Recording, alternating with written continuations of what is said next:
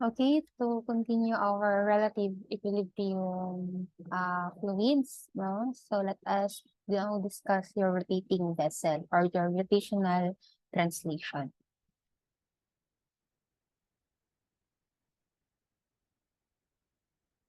Okay, so let us talk about this one. First is your theta, that is the slope of your surface of your paraboloid. Bakit ba tayo nagkakaroon ng paraboloid? Okay, so ganito lang yan. Isipin nyo na lang na kayo is nagtitimpla ng kape. Okay, nung start na ninyo, minimix, di ba at rest, stable pa yung fluid ninyo. Parang ganito pa yung itsura ng baso ninyo. Okay? Nung sinimulan na ninyo itong i-mix, di ba? As you can see, as you mix yung kape ninyo, nagkakaroon ng parang ipo-ipo sa loob. Okay? Nagkakaroon tayo ng ipo-ipo sa loob. And actually, the shape of that one is paraboloid. Okay? Kaya tayo nagkakaroon ng paraboloid sa ating rotating vessel because of the sudden rotation ng ating vessel or ng ating body. Okay? So you have a theta of the slope of your paraboloid. Ito yun, kapag nag-subject tayo ng tangent line, no, ng slope sa inyong paraboloid. So this is the angle theta. This is also an angle theta. So from this point, tatawagin natin itong x and that is y. W or your omega, that is your intensity of your rotation in RPM. Ibig sabihin, ito yung magro-rotate sa vessel natin. X, that is the radius of your rotation. VAV, that is the volume of the air before rotation. So pag sinabi natin before rotation, ito pa yung volume ng air natin. No, wala pa tayo, hindi pa natin siya niro-rotate. Nung niro-rotate natin, yung nagmi-mix na yun kayo ng kape, saka pa nakakabuo ng paraboloid. At that paraboloid is nakakabuo ng air. No? And that mixture and that rotation is nagkakaroon tayo ng air in the shape of paraboloid. Ito na yun. VAA. Okay? G is the gravitational acceleration. D is the height of your air. Paano ba yun? Height of your air. For example, this is your vessel. Okay? This one, tatawagin natin itong HW, which is the height of your fluid or height of your water. While this one, itong point na ito, tatawagin natin itong D. No? Because that is the height of your air before rotation. Okay? So pressure, that is P, and the height of the tank is tatawagin natin, to avoid spillage, that is HV. But normally, that is just value H. No? Ibig sabihin, if this is your tank, the total height is H. If meron naman tayong fluid or water inside the vessel, tatawagin natin yung HW. The height of your air in your vessel, tatawagin natin yung variable D. Okay, so balik tayo dito, no? Credits to matalino.com for this figure. Okay, so you have here your weight, no, that is downward. You have an inclined force, no, to satisfy the equilibrium. You have a normal force and you have here your CF. Ano ba yung CF? That is your centrifugal force. And take note, saka lang tayo nagkakaroon ng centrifugal force when there is rotation. No? As you can remember sa inyong dynamics, no? Sa inyong dynamics na, kung naalala yung example na yung rope is pinapaikot. Okay? Parang paralas mga cowboy ba? Pinapaikot yung rope and then nagkakaroon tayo ng force dyan at tinatawag na centrifugal force. So basically, if walang rotation, wala din tayong centrifugal force. Okay? To find the angle of rotation, the angle theta, this theta, no, you will use your SOHCAHTOA, and that is tangent of theta is equal to centrifugal force divided by the weight. Okay, so centrifugal force, that is mass times acceleration, and your weight, that is mass times gravity. Okay, so mass here will be cancelled. So tan theta is equals to acceleration divided by the gravity. So ma'am, parehas lang pala yung angle or yung slope natin kapag same po sa horizontal motion, sa rectilinear translation. Yes, it is the same, but the consideration natin dito sa acceleration would be different. Okay? Kasi nga, sa centrifugal force naman to. So, take note, saka lang tayo nagkakaroon ng centrifugal force when there is rotation.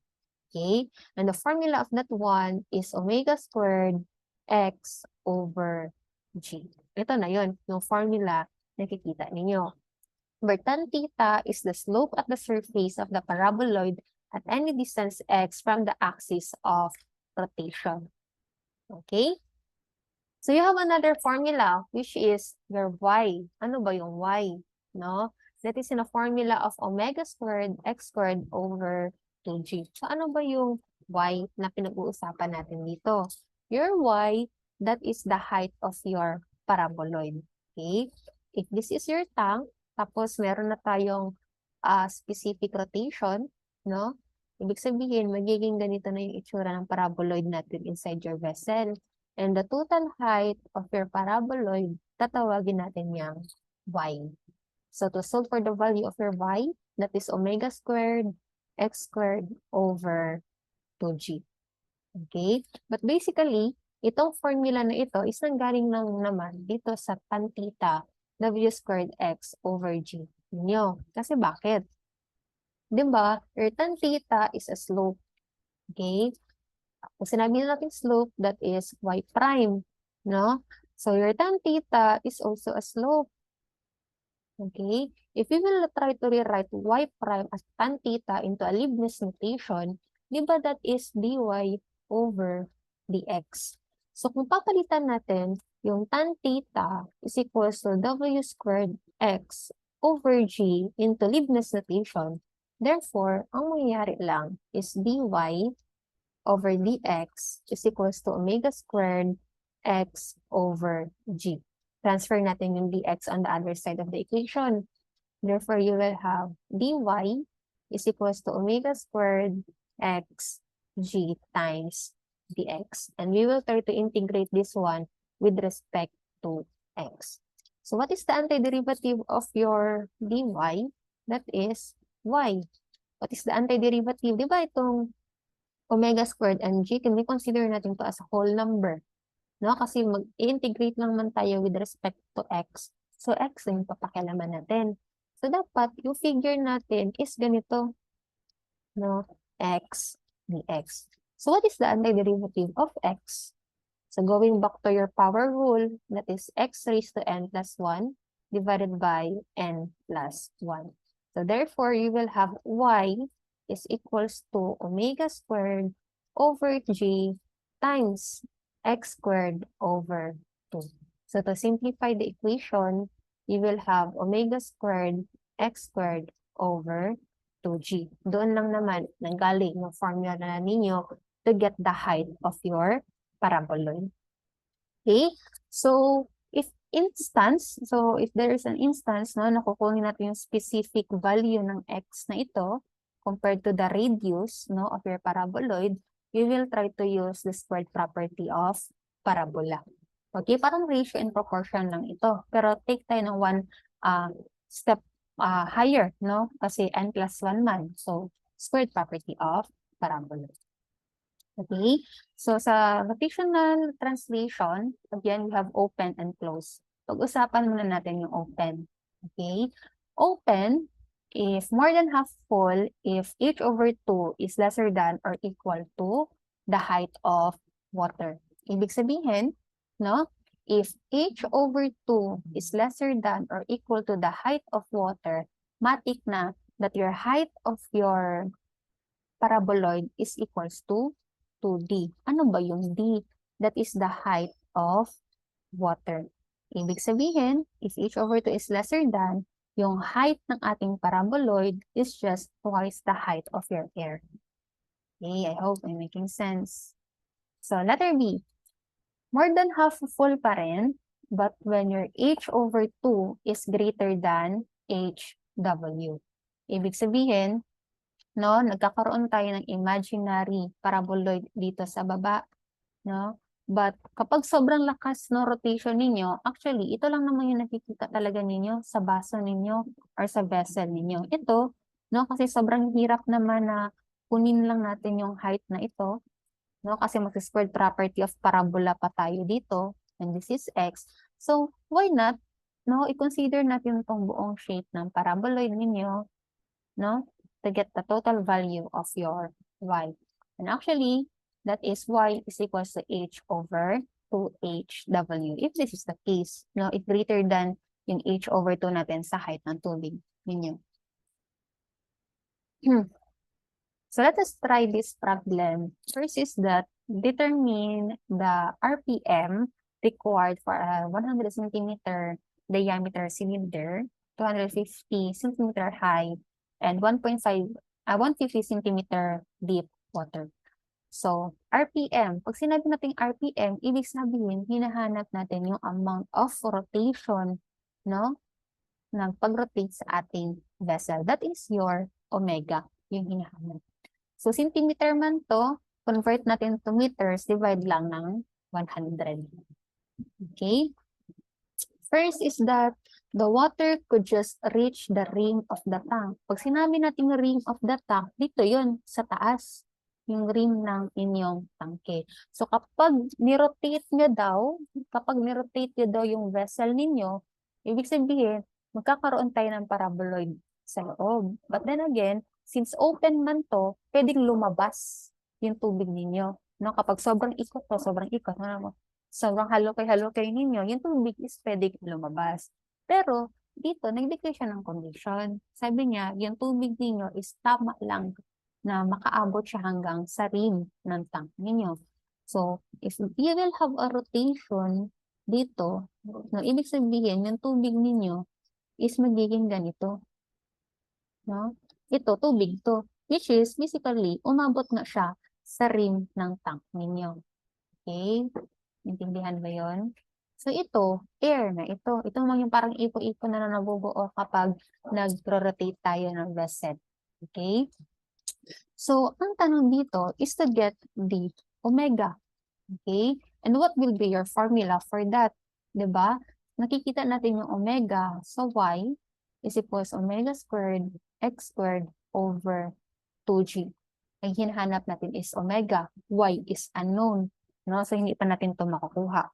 So, meron tayong dalawang case. Case 1 and case 2 for open. That is when h over 2 is lesser than or equal to or greater than your hw. Your hw is 1.5. Kunin natin yung h over 2.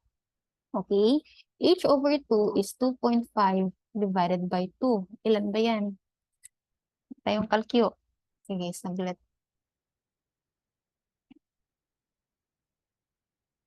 2.5 divide 2. Ay, wait lang. 2.5 divide 2. That is 1.25. And as you can see, 1.25 is lesser than 1.5. So, based sa napag-usapan natin kanina, if h over 2 is lesser than your height of water, matik na that your height of your paraboloid is twice sa height ng air ninyo. Ito yung y. Yan yung y. Okay? And what is the height of your air? That is 1. Ma'am, bakit 1? That is 2.5 minus 1.5. Therefore, that is 1. So, ano yung height ng ating paraboloid? That is basically 2 times 1. That is equivalent to 2 meters. Sana na-gets yun. Okay? So, kunin na natin yung ating omega. So, that is 2 is equals to omega squared times x. No? So, basically, that is just the radius of your vessel. That is 0.5. So, 0.5 squared divided by 2g. Sige nga. Then, can you check if ang nakukuha ninyo is 12.53? Okay? And take note. Okay, take note. Ang makukuha nyo dito na omega or na rotation, no, or ng angular speed, that is in rad per seconds. No? Rad per seconds talaga always yung makukuha nyo dito na formula. But ano ba yung tanong? That is in RPM or rad per minute. So, i-convert natin yung rad per second to RPM, and that is just multiply natin ng 1 over pi over 30 rad per second para ito is cancel. Therefore, your omega will be 119.64 RPM, and that is your answer.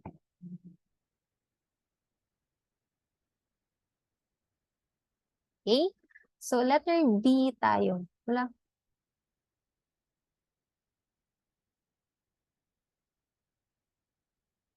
Parang iba na yung problem. Iba na? Dito tayo. Okay? Sige, dito tayo. So, for letter B, the depth of water at center is 0. Ibig sabihin, kung kanina, no?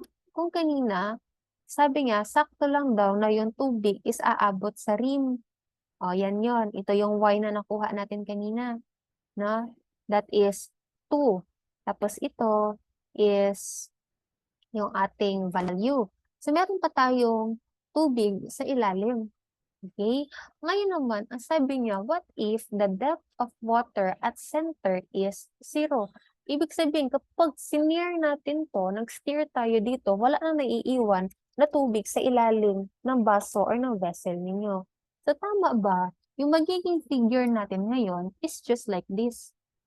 Oh, kapag ganyan, wala na nga tayong depth ng tubig sa ilalim ng vessel or sa ilalim our depth of water at the center, that is equals to 0 because the height of your paraboloid is sagad na sa vessel or sa height ng vessel ninyo. So, lahat ito is air na yan. Ito yung water ninyo.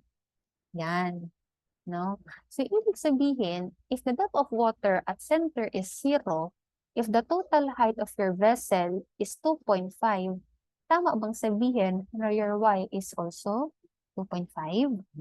And I guess that is correct. Your y is also 2.5. Okay, na-exaggerate lang itong drawing dito. So, dapat ganyan yan. No? Pag-clean na lang, exaggerated lang yan kasi may hirap yung paggawa ng illustration dito. Okay, so 0 na nga talaga yung height ng tubig sa ilalim ng center ng vessel natin. So, by that, no, makukuha na natin yung inyong omega. So, that is 2.5 is cos omega squared times 0.5 squared, 2g. At ang makukuha ninyo na value dyan, pause nyo na lang to, that is 14.007 and that is in rad per second.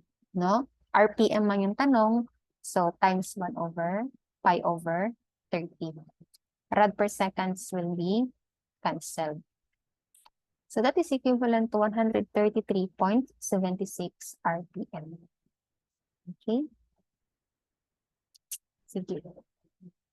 Letter C tayo. There is no water at the bottom with 20 centimeters from the axis of rotation. Wala daw tayo nakikitang tubig sa ilalim ng vessel ninyo. Pwede ba yun? Pwede ka yun na hindi tayo makakita ng tubig sa ilalim ng vessel? I think pwede, no? Kasi kung napapansin niyo, kapag nag-mix kayo ng kape or ng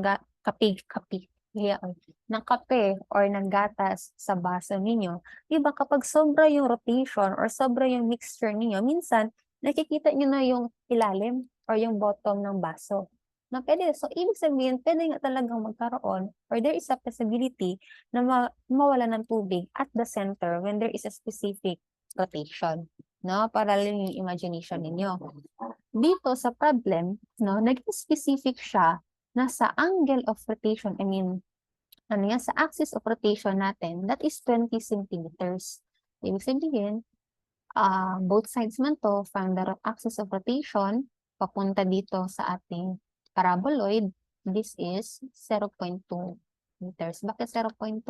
Convert natin to meters to 20 centimeters. So this is also 0.2 meters. So actually, ito, imaginary na lang to. Kasi hindi mo naman to talaga nakikita in real life. No? Ang nakikita mo lang naman sa baso mo is itong parabola na ito. No? Yan lang naman talaga yung nakikita mo kapag nagmi-mix ka ng kape sa baso. But since mahirap ng isolve yung total height ng paraboloid kapag putol yung paraboloid ninyo. So, magko-consider na lang tayo ng imaginary dito sa dulo. Okay? Sana nagigets? Okay. So, ibig sabihin, kung kukunin natin yung total height of your paraboloid, di ba ito yon? That is your y. That is the height of your paraboloid. And this one, this is h. So, kulang pa tayo ngayon. No? Hindi pa natin makukuha yung, excuse me, total height of your paraboloid. So, ibig sabihin, from this point to this point, no, tatawagin ko yung y prime. Okay? So, to get the height of your paraboloid, tama ba? Okay? Na. Tama ba na y is equals to h plus y prime? And I guess, tama yon. That is the total height of your paraboloid. Okay? So dito, ang alam lang natin dito is that your h, that is just 2.5. Okay? So ngayon, parang dalawang paraboloid yung nakikita natin dito. The bigger paraboloid and the smaller paraboloid, which is your y prime. So, ito na yung mangyayari sa atin ngayon. No? Alam naman natin that y is omega squared x squared over 2g. Yung y prime ninyo, di ba paraboloid to? So, height pa rin pa ng paraboloid. No? Therefore, y prime is also omega squared x squared over 2g. Saan lang sila nagkaiba? Magkakaiba lang sila sa value ng x or ng radius. Okay? It's because sa y, that is 0.5, ito, which is the radius of your vessel also. Dito naman sa y prime natin, ang radius niya or yung x natin will be 0.2. Kasi yan yung level or yan yung amount ng axis, from the axis of our rotation. Okay? Compute nyo yan. Okay? And I did compute for the value as 15.283 rad per second. And take note, this is not yet the final answer. Kaya rad per second pa man yan. Convert natin to RPM and the value is 145.913 RPM. Okay. Sana tayo dito.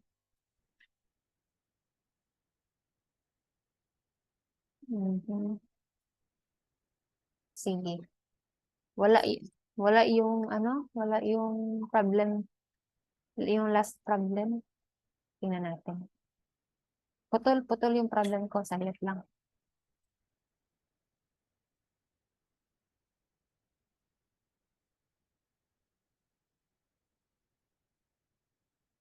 Kita niyo na yung files ko, no? Sige lang. Kulang kasi yung problem.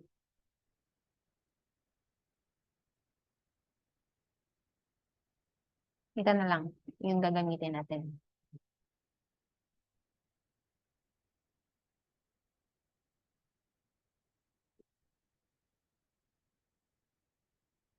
Sige, saglit lang.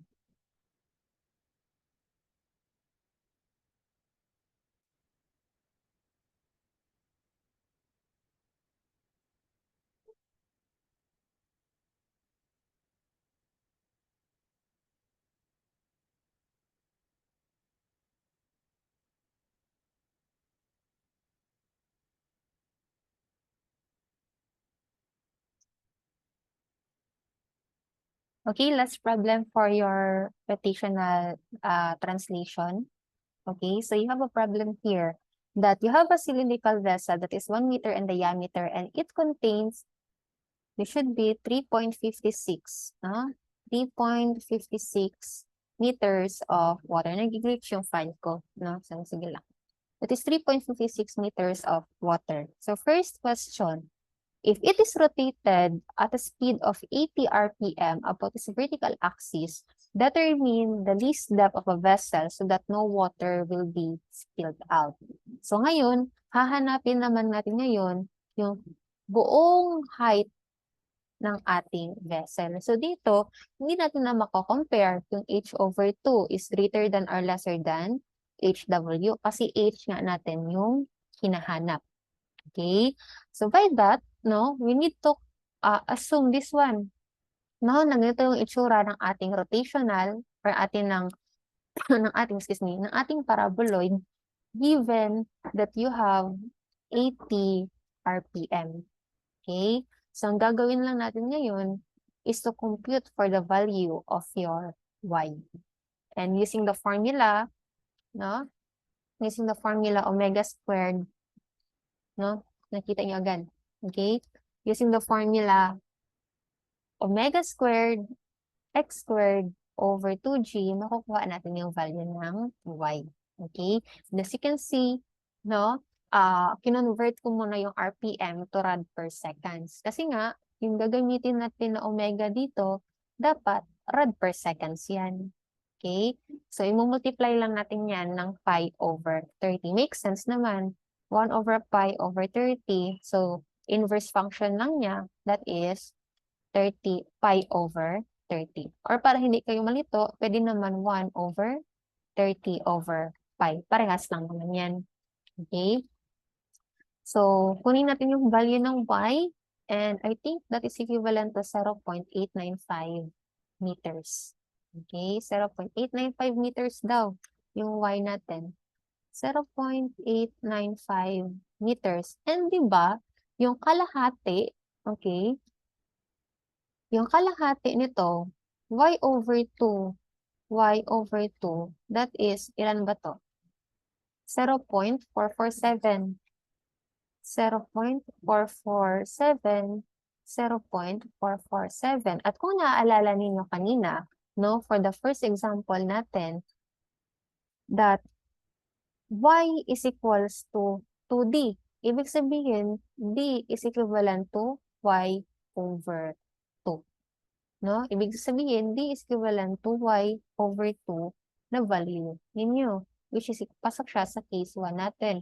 So, kung hahanapin natin yung total height ng tubig natin ngayon, pwede na. Paano mangyayari? Ganito yun, para hindi kayo malito. Okay? Alisin ko to. Diba? No, tandaan nyo yun. Ano nga yung ating y? 0.896. Y over 2 is 0.447. So, ito, tandaan nyo. Diba dito yung vessel ninyo? Okay, and the height of your water, yung height ng tubig ninyo, is 3.56. Huwag mong sundin to. Okay, 3.56 dapat. That is 3.56 meters. At ito yung D ninyo, or yung height ng air. And this is your total height. So, in order for us to get the total height ninyo, that is the height of your water plus the height of your air. Okay? So, since the vessel is no spillage daw, ibig sabihin, sakto lang yung pag-rotate natin. No? And this is your y. Okay? This is your y, the height of your paraboloid. At kalahati ng height over paraboloid ninyo, that is y over 2. This is also y over 2. Exaggerated lang yung drawing ko. So, ibig sabihin, d is equals to y over 2. So, pwede ko bang sabihin na this is cancelled, this is y over 2. Therefore, h natin ngayon will be 3.56 plus 0.447. Therefore, nakuha na natin yung height of your vessel na walang spillage. Okay? And that is equal to 4.007 meters. Okay? Sana na-gets yan? So, punta tayo sa question letter B. Ito diba yun kanina? Ito yung kanina.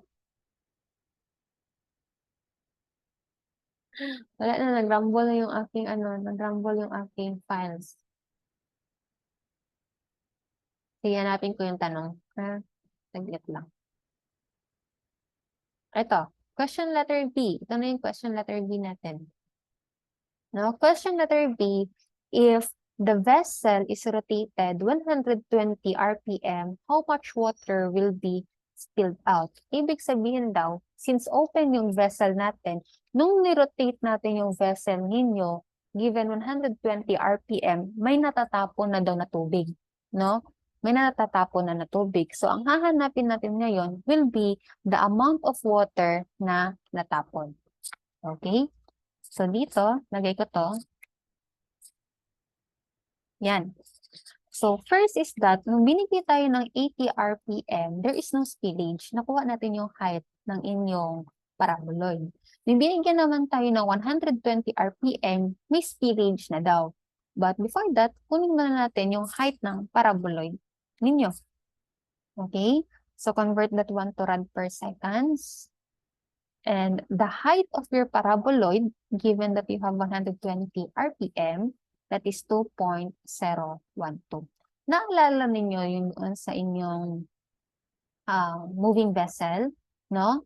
To get the volume spill out, that should be the volume initial minus the volume retained. Parang ganun lang pa rin yung nangyari dito, no? So you will have volume spill is equals to volume 2 minus volume 1. But since paraboloid naman tayo dito, ang volume natin will be pi r squared h over 2, while your h here is equal to y. Okay? So this will be your equation.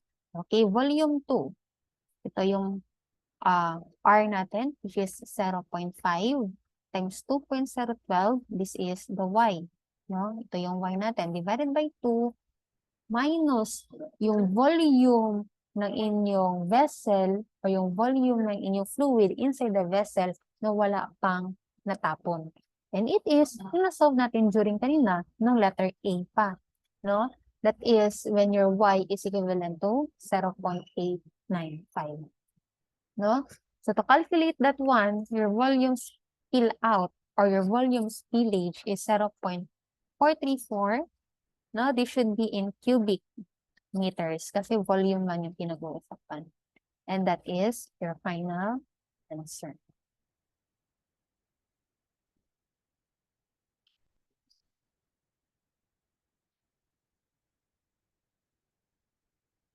Okay, last problem, no, for letter C. Sabi niya, if the vessel naman daw is rotated at 140 RPM, what would be the pressure at the center of the tank? So again, this is 3.56. Okay? So pressure daw yung pinag-uusapan. Okay? We know that pressure is gamma H. So hahanapin lang natin yung H natin dito. Okay? To compute for the pressure. So sabi dito, binigyan daw tayo ng 140 RPM at ano yung pressure sa ilalim at the bottom of the tank from the center. Ibig sabihin, from the vortex, no? From the vortex of your paraboloid, kasi nandito mo yung gitna, from the vortex of your paraboloid, pababa, ito yung H or ito yung pressure na hinahanap natin. Okay? It is the pressure na hinahanap natin from the vortex, kasi sa vortex, di ba, for example, sa triangle, ano ba yung gitna ng triangle? Di ba, that is the vertex. Kapag paraboloid naman, that is the vortex. From the center, no, kasi ito naman yung tip ng paraboloid natin, papunta sa baba, no, ibig sabihin, ito yung height na hinahanap natin for the pressure. So, kung titingnan ninyo, makukuha ba natin yung H kapag ganito yung ating equation? If that is H is equals to Y plus H. Alam na natin yung H. The total height of your tank is 4.007. Na-solve natin yan kanina. Okay? Makukuha natin yung Y ninyo using omega squared x squared over 2G plus H. So, ibig sabihin, we need to solve for the value of the height of your paraboloid first bago natin makuha yung value ng H. Sige nga, y is equals to omega squared x squared over 2g. Take notes, RPM yung binigay. Okay, convert muna natin to rad per second. And that is just 140 times pi over 30 squared. And what is the x? That is the radius, no? Which is 0.5. So that is 0.5 squared over 2g. And ilan yung value ng ating y dito? Tignan ko. No? According sa pag-calculate ko, no? That is 2.739. So therefore, h is equals to y plus h, no? Ang h natin dito would be 1.268. Therefore, makukuha na natin yung pressure when your pressure is equivalent to gamma h. So that is 9.81 times 1.268. I guess mali itong value nito. That is 12 point something dapat. Paki-check. Try natin ha. 9.81 times 1.268. That should be 12.439 kilo Pascal. Bakit kilo Pascal? Okay. Your unit weight is 9.81 kilonewton per cubic meter. Minultiply natin ng meter. Cancel. Cancel. Ang iiwan is kilonewton meter squared. And this is kg. Okay. Therefore, this is your answer for this problem.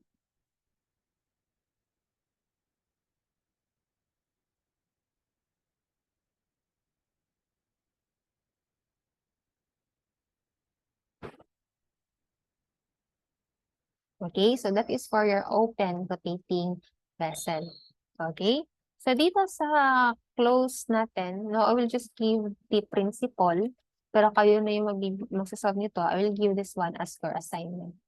Okay, so you have 3 cases.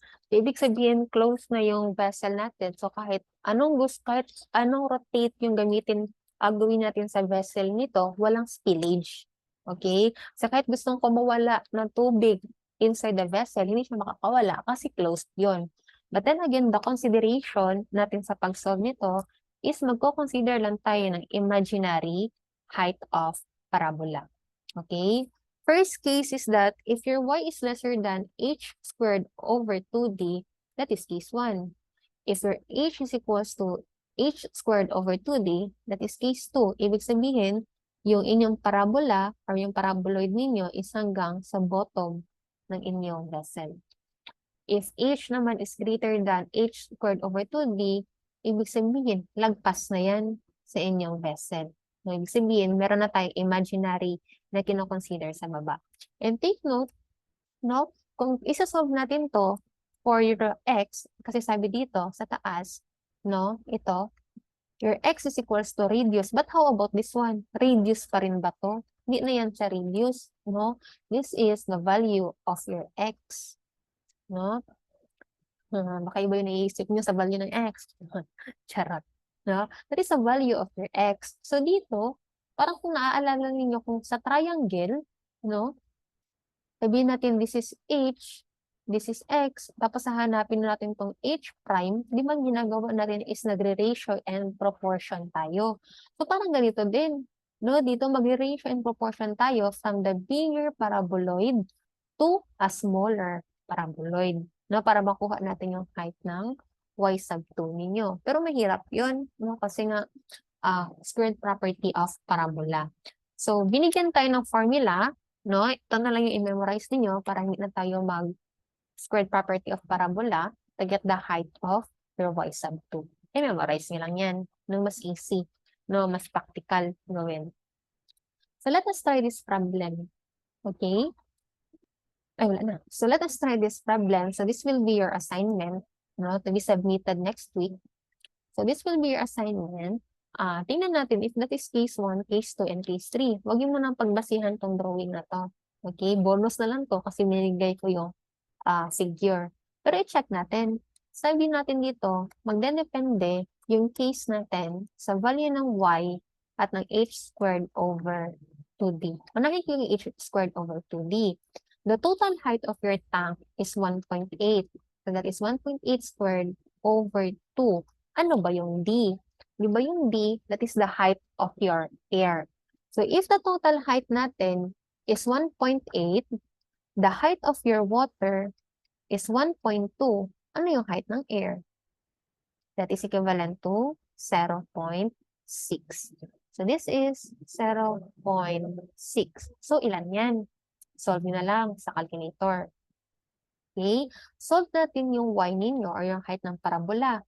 And that can be solved using, again, the omega squared x squared over 2g. Binigyan tayo ng 90. But that is RPM. So, convert muna natin. 90 times pi over 30 squared multiplied by the radius, this one, no? That is 0.6 squared divided by 9.81. And I think, no, upon calculating this one, try nyo na lang sa calculator. So I think y is lesser than 8 squared over 20. Okay? So if that is lesser than, balik natin ang tayo dito. If that is less than, therefore, that is case 1. Okay? So anong hinahanap nyo dito? The maximum and minimum pressure at the bottom of the tank. Again, pressure is equivalent to gamma H. O, ito na, pinakita ko na. Minimum to. O, maximum to. O, kayo na bahala mag-solve kung paano yung makukuha yung H min at H max because that will be your assignment. Okay, and I think that ends my discussion for this afternoon. So thank you everyone and God bless.